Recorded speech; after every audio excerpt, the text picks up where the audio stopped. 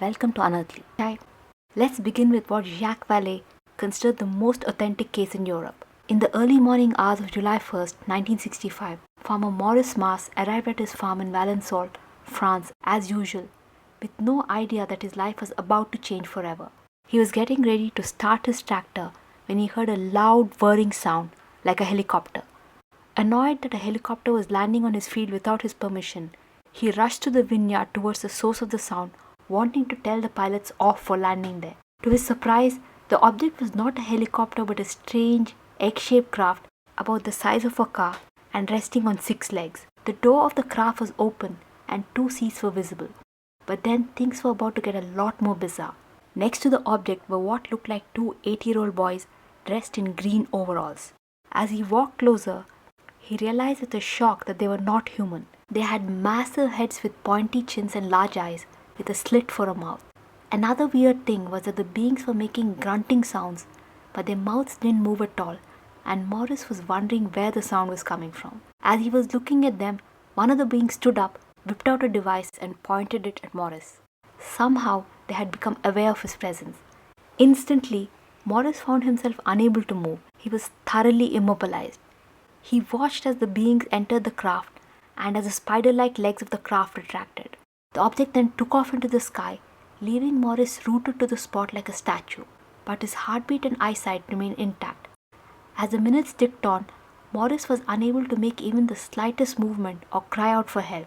He was petrified, thinking he would end up dying in the lavender field. Luckily for him though, the effect wore off in a while and he was able to get home safely. But then all this came with a very strange side effect. According to Jacques Vallée, Maurice found himself sleeping for hours together. He couldn't stay awake for more than 4 hours at a time, and this continued for weeks after the encounter. What sets this case apart is that investigations by authorities began within hours of the encounter. In fact, on the very same day. For a solid close encounter case, on-site evidence is vital, among other things. So the question is, did Maurice's account actually hold up to an investigation? French researchers found distinct marks at the spot the craft had landed on, and according to Maurice, along with the 6 legs of the craft, he also saw a support pillar at the center of the craft. Researchers actually found a circular hole coinciding with this at the exact spot that was 30 centimeters deep, along with deep grooves extending outwards. What was baffling was that the soil at the spot turned into a strange, liquidy consistency, even though it hadn't rained for many days. And that wasn't the end of it, because within a week, the same soil became as hard as cement. Soil samples from here that were sent to a lab showed surprising results. They had extremely high levels of calcium compared to soil from other parts of the same field. And the most shocking part was that for 10 whole years, no plants would grow in that same area, despite countless attempts by Maurice. Jacques Vallée says that Maurice was highly respected in his town, was a great farmer, and had even been a resistance fighter. In fact, all those who interviewed Maurice thought he was being genuine. According to Jacques Vallée, Maurice shunned the limelight and actually turned down a request for an interview on national television by one of the top journalists of France. Keep watching because we're getting to the most intriguing part of the case. It turned out that there was a secret that Maurice was keeping. Maurice hadn't told anyone this, maybe because he thought that no one would believe him. It took someone like Jacques Vallée with years of experience in the UFO topic to be able to garner from him parts of the encounter that Maurice had kept to himself. Maurice felt that some sort of mind-to-mind connection seemed to have occurred, with information pouring into Maurice's mind from the beings, that the beings had told him things without using speech or symbols. If Maurice was being genuine, it's quite a stunning revelation. And if this is true, what's unfortunate is that we will never know what the beings told Maurice. He was unwilling to tell a single soul, not even his own family, what the beings had revealed to him. Until his dying day, he kept it a secret. So this once again brings us back to a possible connection between NHI and telepathy as claimed by Jake Barber and others. And what's also important to mention is that Maurice strongly believed that the beings were good. Not once did he perceive them as hostile or as a threat, although the next case will make you wonder what exactly the NHI intentions were. On the night of November 2nd, 1957, the small town of Levelland in Texas became a hotspot for a series of terrifying UFO sightings. One of the first reports came from 2 farm workers, Pedro Saucedo and Joey Solas. As they were driving 4 miles west of Levelland, they saw a flash of blue light by the road. A massive, glowing, egg-shaped object shot down from the sky towards their truck. To add to their terror, their truck engine shut down. The craft landed right in front of their truck, giving them no chance of escape. Pedro was so terrified that he jumped off the truck onto the ground, calling out to his friend Joe, but Joe didn't venture out. Pedro watched as the craft moved directly over the truck with a tremendous rumbling sound that sounded like thunder. It was enough to rattle the whole truck and the men's nerves. Both men felt the heat too, literally. Pedro actually said he could physically feel the intense heat the flaming UFO gave off. Luckily for the men, the craft took off into the sky at lightning speed. Within a few moments, the men were able to restart the engine. They immediately called the police to report the incident. But the police officer on duty that night was A.J. Fowler, who dismissed the men's account as a joke. That was until about an hour later when another frantic call came in. This time, it was a man called Jim Wheeler who told Fowler that as he was driving his car, a brilliantly lit egg-shaped object about 200 feet long swooped down from the sky and landed inches from his car, blocking the road. Adding to his distress, the UFO's effect on his car was just like the previous case. His engine switched off. Mustering the courage to go examine the engine, he opened the door of his car and got out, at which point the craft vanished into the sky. Soon, Fowler started receiving calls from panicked motorists who relayed stories about strange bright lights near them which were affecting their vehicles. University student Newell Wright was puzzled when his engine began to splutter, his ammeter went haywire, and his car rolled to a stop. He was driving just 10 miles east of Levelland when this happened, so he got out of his car in order to check his engine, only to be greeted by something unsettling. A 100-foot-long egg-shaped object sitting on the side of the road. It simply shot off into the night sky, and Newell's car was fine again. He reported the incident to Fowler right away. By now, all local police were alerted to the intense UFO activity in the town. In fact, Sheriff Ware Clem even witnessed a bright red light shoot across the sky less than 300 yards away from him. Fire Chief Ray Jones also saw a craft while driving, with the ensuing effect upon his car. Starting from the night of November 2nd to the early hours of November 3rd, Levelland police received 15 calls in total reporting UFOs. The Levelland UFOs got so much attention from the press that the Air Force was brought in to investigate the sightings. And that's when things took an unexpected turn. The Air Force spoke to only 3 of the 15 witnesses. Their conclusion? All of these sightings were due to ball lightning due to a thunderstorm in the area that morning. Shockingly, Pedro Saucedo's account was dismissed due to his lack of education of all the things. But then years later, the astronomer Allen Hynek, one of the giants of ufology, expressed remorse over what had happened. He said he was caught up with his work of tracking the Soviet satellite Sputnik round the clock and so did not have the time to give the Levelland case its due attention. He said he concurred with the Air Force's evaluation based on the information given to him about an electrical storm, but that it wasn't correct and that the residents of Levelland reported overcast skies but no lightning. He said there was no evidence that ball lightning can stop cars and put out headlights. So as of now, the Levelland case remains unexplained. And if you're familiar with the top UFO sightings, the next one may come as a surprise. We're talking about the famous Belgian UFO enigma. It's linked to triangle-shaped craft, but did you know that there were a handful of egg-shaped UFOs too among the thousands of sightings? For those not aware of this case, the most exciting era of Belgium's UFO sightings occurred from November 1989 to April 1990. Thousands of people reported seeing strange triangle-shaped UFOs all across Belgium, from tiny towns to big cities. The sightings were not dismissed as hot air balloons by the government, but actually given massive publicity. General Wilfried de Brouwer, who was chief of operations of the Belgian air staff at the time, was puzzled by the spate of sightings. In one instance, 2 F-16 fighter jets scrambled off to chase a UFO with full permission from the military. Though the pilots were unable to see the UFOs, they were able to lock them on radar. But the UFOs were elusive. They zoomed at speeds that would be deadly to humans, jumping massive distances in just seconds. The UFOs then vanished. And you will not believe what General de Brouwer did soon afterwards. He actually held a press conference saying that the objects were accelerating beyond human capacity and also jumping huge distances in seconds.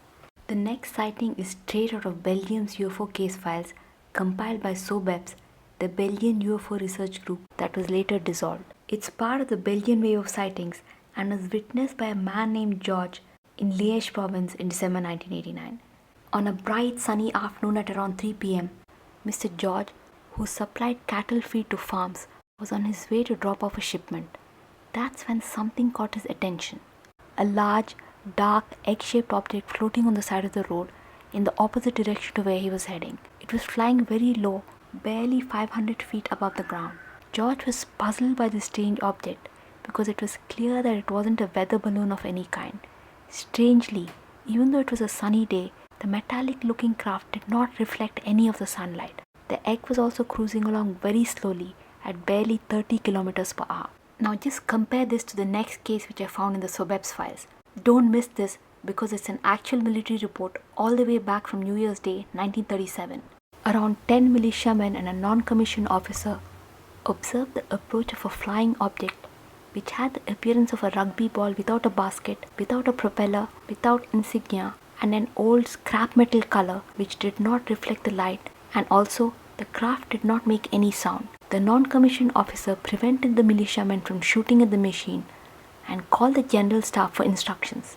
In the meantime, the object slowly disappeared behind a building in the fort. It reappeared 3 minutes later and headed south from where it had come, but this time at high speed. The non-commissioned officer reported that the staff also saw the object. The estimated dimensions of this object were 20 by 40 feet at 100 meters distance and 40-degree elevation. This sighting is all the way from 1937.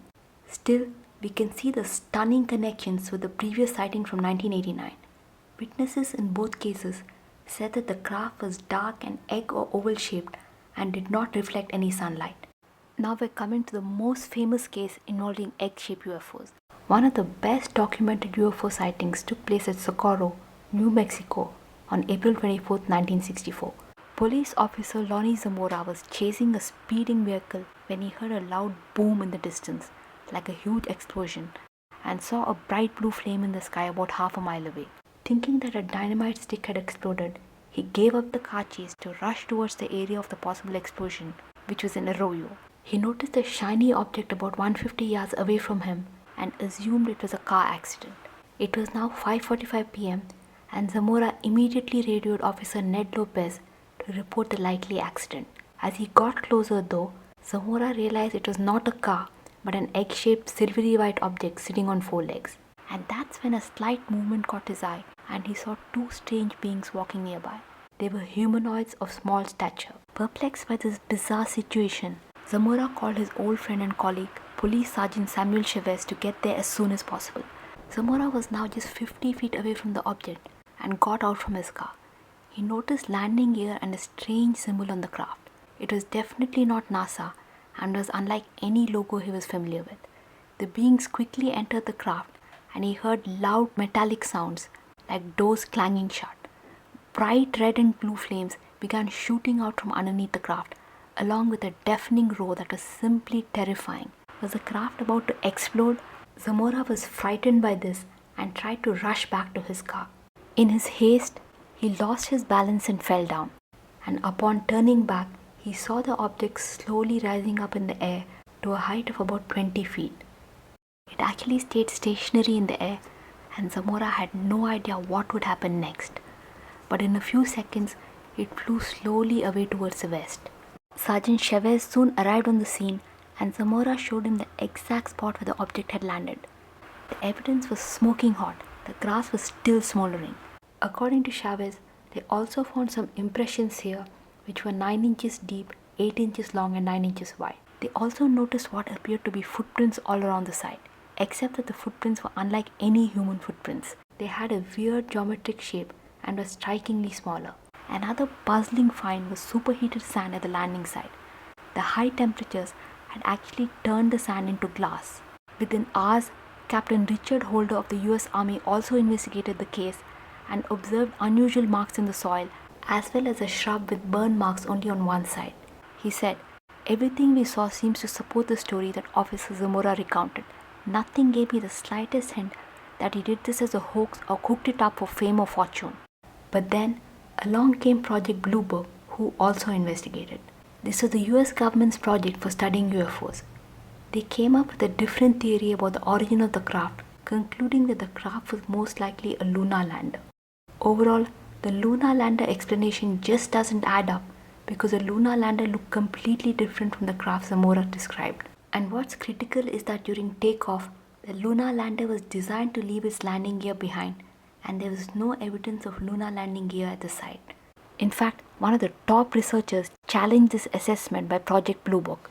Project Blue Book's finding was hotly contested by Dr. Alan Hynek, who himself had done a thorough investigation, including questioning Zamora. Hynek measured and photographed the landing site. He located what appeared to be impressions in the ground made by the landing gear, along with many tiny footprints. In fact, Dr. Hynek found the evidence so convincing that he considered it one of the most authentic cases on record. Like other researchers, he felt that Lonnie Zamora was genuine. Lonnie Zamora was a highly regarded member of the community with an impeccable record of service. Did you notice something about this case? It's strikingly similar to the Valenzuela case in some ways. Both cases involve egg-shaped craft. Both also involve the sighting of humanoids. While Lonnie Zamora got away without being shot at by any device, Morris Mars did. And notice how in both instances, the craft had an adverse effect on the soil where it landed. The descriptions of the humanoids are also similar. Tiny humanoids with large heads and pointy chins wearing one-piece suits. This specific race is known as the small grays according to UFO lore. They are said to be biological droids of some sort. They are believed to be quite a few alien species that are visiting Earth right now. Of these, 8 alien species seem to stand out. If you'd like to know what these races are and how they are said to interact with humans, click and watch the link above. And please subscribe, share and like if you found this video informative. Thanks for watching.